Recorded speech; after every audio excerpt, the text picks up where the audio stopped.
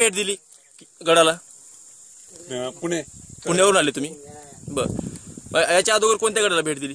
याच्या अगोदर त्यांच्या महाराष्ट्रातले सगळ्याकडे कोणता बघितला? 1973 साली पहिला गड राजमाची पाहिला.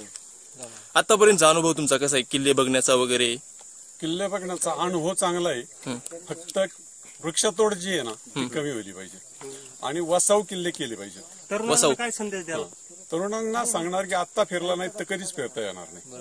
आणि किती किल्ले बघितले आतापर्यंत? आतापर्यंत जवळजवळ 250-300 किल्ले पाहून झालेत. आता थकवा येत नाही ना अजिबात नाही. किती वय? वय 62.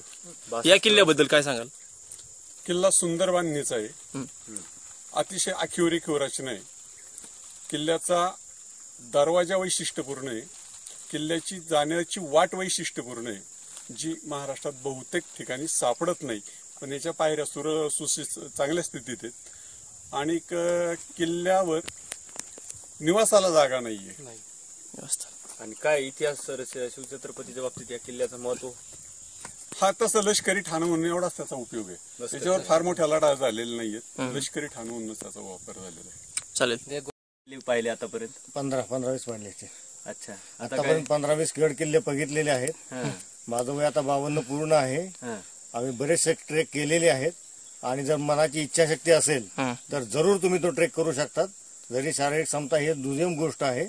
जरी शरीर थकलं काही झालं तरी हळूहळू तुम्ही व्यवस्थित गेलात. इच्छाशक्ती पाहिजेत आणि सेफ जा आणि सेफ या.